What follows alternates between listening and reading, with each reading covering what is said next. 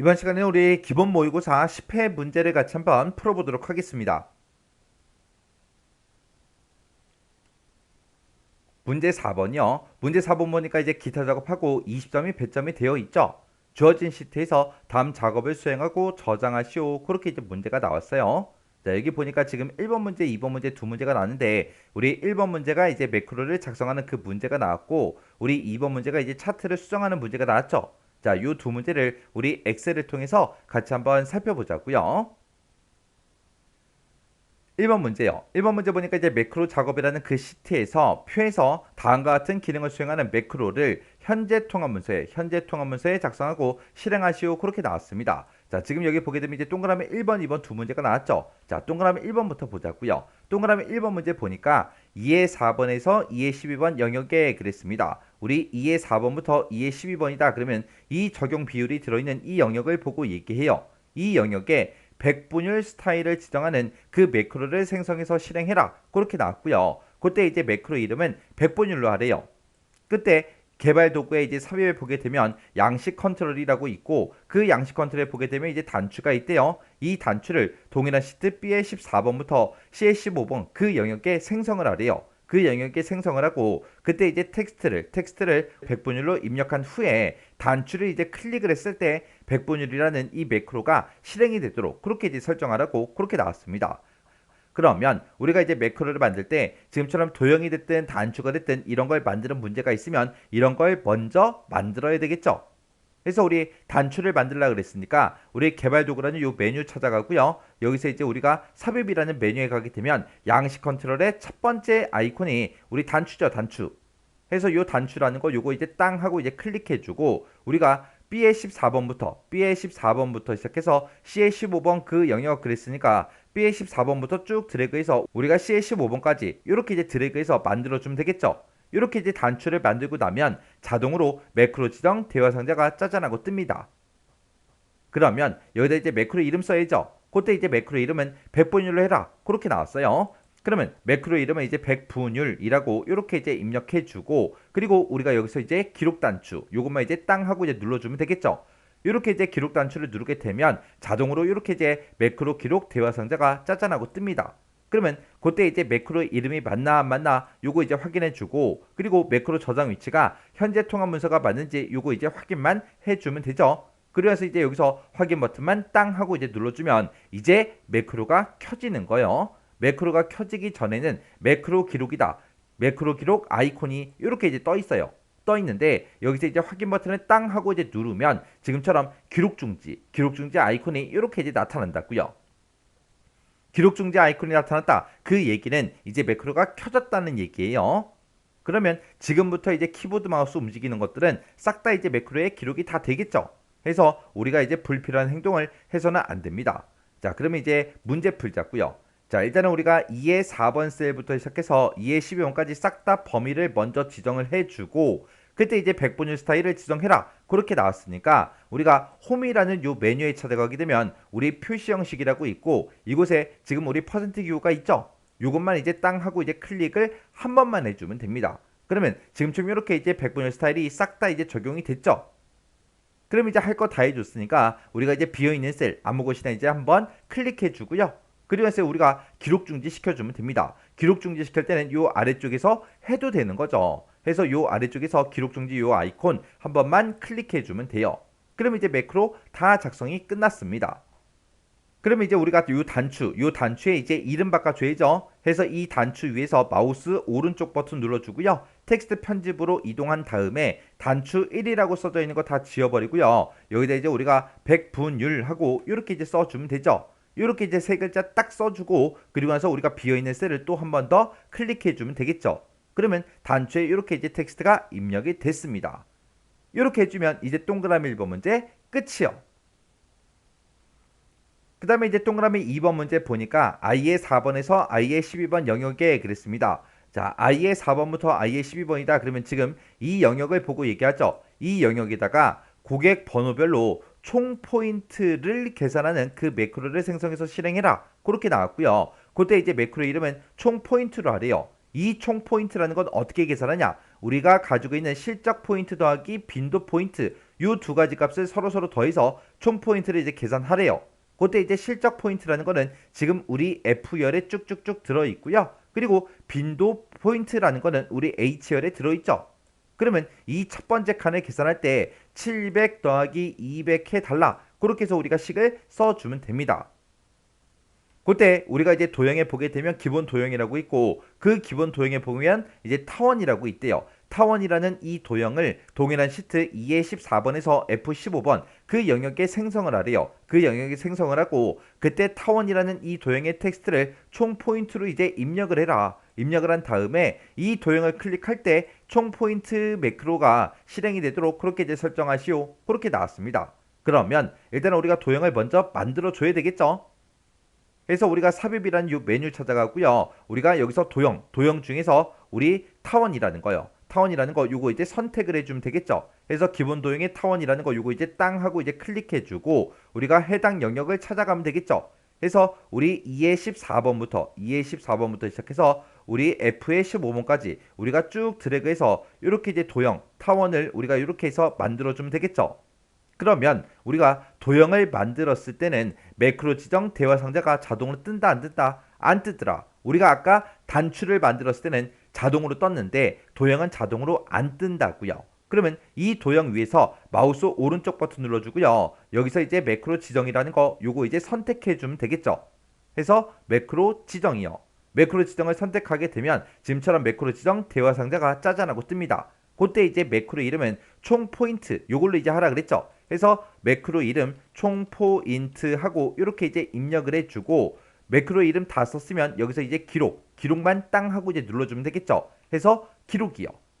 기록 버튼을 땅 하고 이제 누르게 되면 지금처럼 자동으로 이렇게 이제 매크로 기록 대화 상자가 짜잔하고 뜹니다.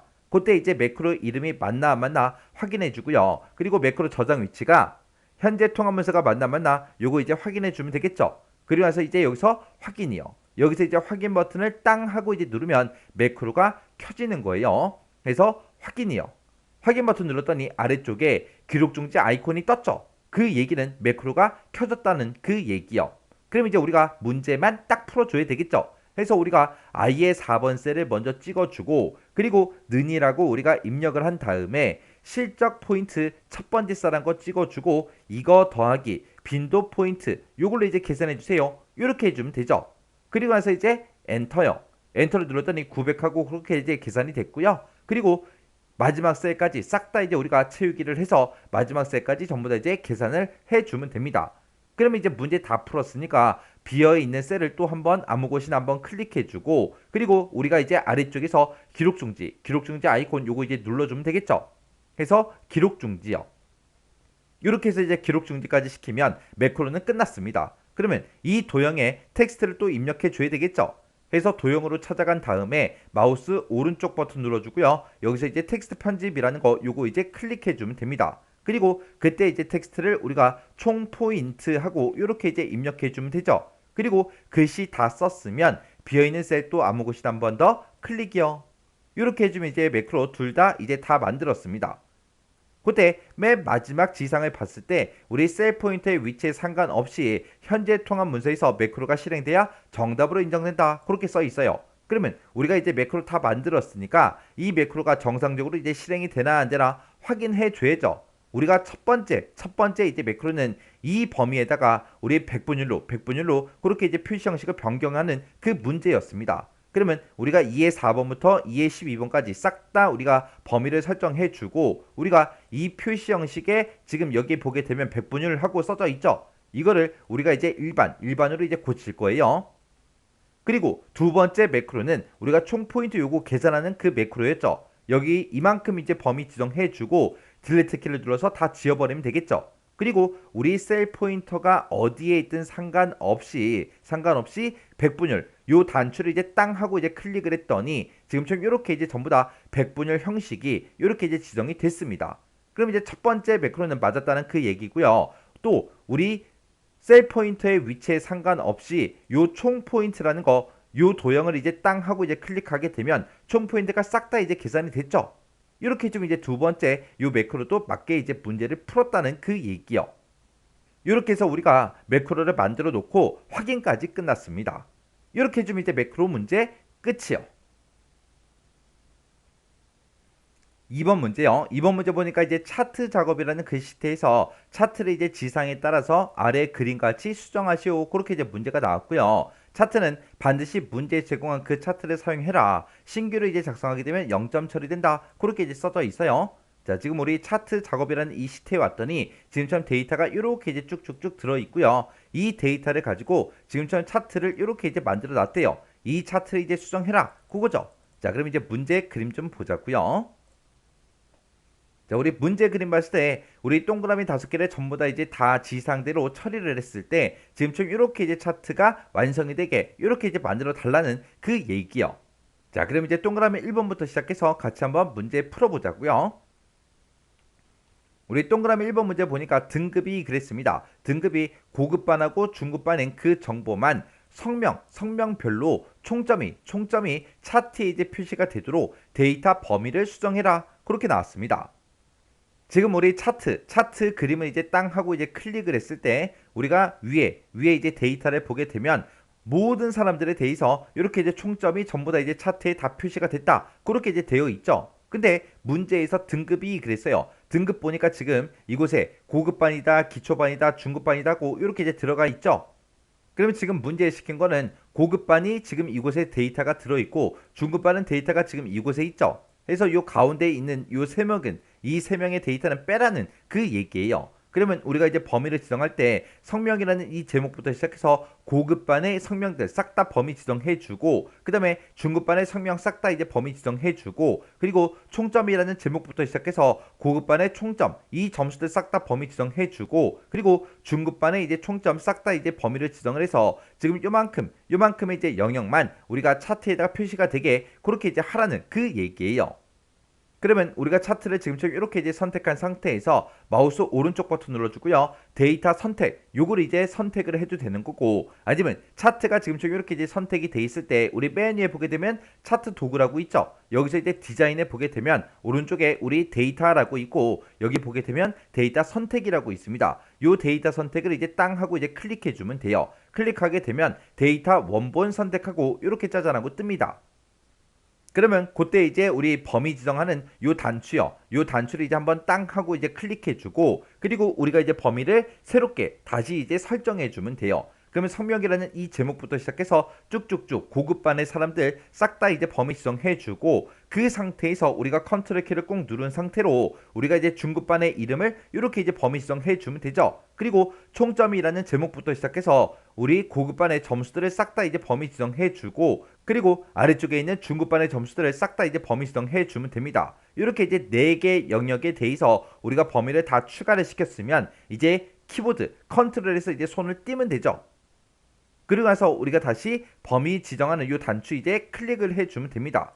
이렇게 이제 클릭하게 되면 지금처럼 데이터 원본 선택하고 이렇게 떴고요. 여기서 이제 우리가 확인 버튼만 땅 하고 이제 눌러주면 됩니다. 그러면 지금 고급반에 3명이 있고 중급반에 3명이 있죠. 그러면 이 6명에 대한 그 데이터들만 지금처럼 이렇게 이제 차트에 표시가 돼야 돼요. 지금처럼 이렇게 이제 6명의 데이터만 이렇게 이제 차트에 표시가 다 됐죠.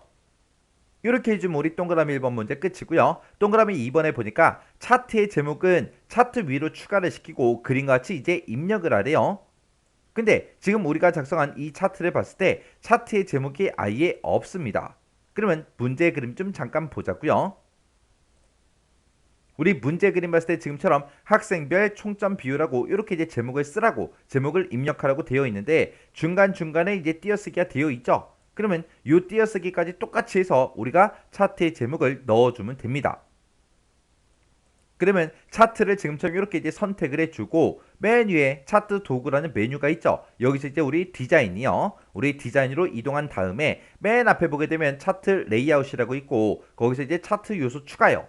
차트 요소 추가에 들어가서 우리 차트의 제목을 넣어주세요. 그때 이제 차트 위에다 넣어주세요라고 해서 요거 이제 찍어주면 되죠. 그랬더니 총점이라는 제목이 자동으로 생성이 됐는데 생성이 되든 말든 신경 쓰지 말고요. 지금처럼 이렇게 이제 차트 제목이 선택되어 있는 그 상태에서 우리가 수식 입력줄 여기다가 차트의 제목을 똑같이 이제 입력해 주면 됩니다.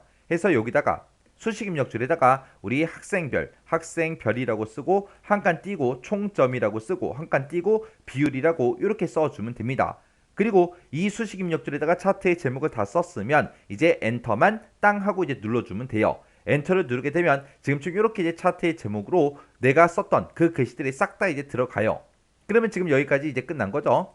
그때 이제 차트 제목에 글꼴 스타일을 굵게 그리고 글꼴 크기는 16포인트로 지정해라. 그렇게 나왔죠. 지금 우리가 봤을 때 차트의 제목이 지금 현재 선택이 되어 있어요. 선택이 되어 있으니까 우리가 이제 이 홈이라는 이 메뉴로 이동한 다음에 그때 글꼴 스타일을 굵게 해라. 그리고 글자 크기는 16포인트 돼서 여기서 이제 변경을 시켜주면 되겠죠.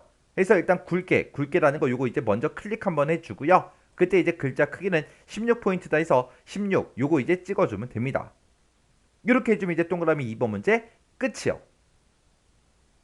그 다음에 이제 동그라미 3번 문제 보니까 3차원 회전에서 그랬어요. 3차원 회전에서 Y회전을 45도로 지정해라. 그렇게 나왔죠. 그러면 우리가 차트를 이렇게 이제 선택한 상태에서 마우스 오른쪽 버튼 눌러주고요. 여기 중간에 보게 되면 3차원 회전이라고 있죠. 이 3차원 회전으로 우리가 들어가주면 돼요.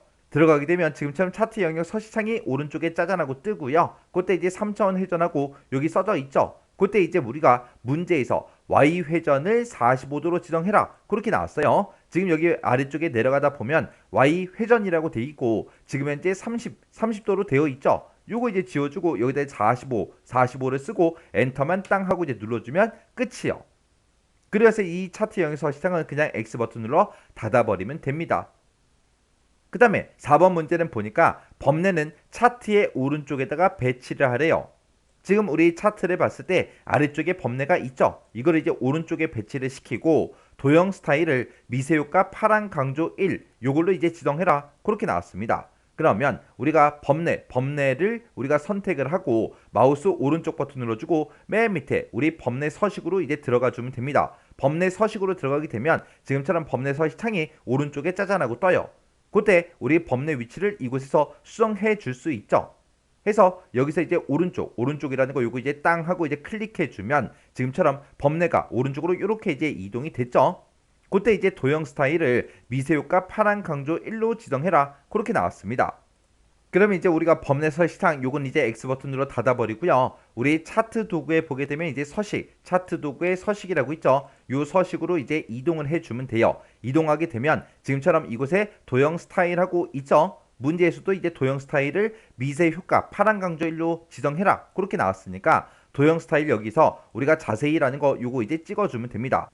그래서 요 자세히라는 거 요거 이제 땅 하고 이제 클릭하게 되면 지금처럼 스타일이 여러 가지가 쭉쭉 뜨죠. 이 중에서 미세효과 파란 강조 1이요. 지금 얘는 마우스 갖다 대보니까 미세효과 파란 강조 5라고 돼 있죠. 그 앞쪽에 있는 요 파란색이요. 요거 찍어 보니까 미세효과 파란 강조 1 얘가 맞죠?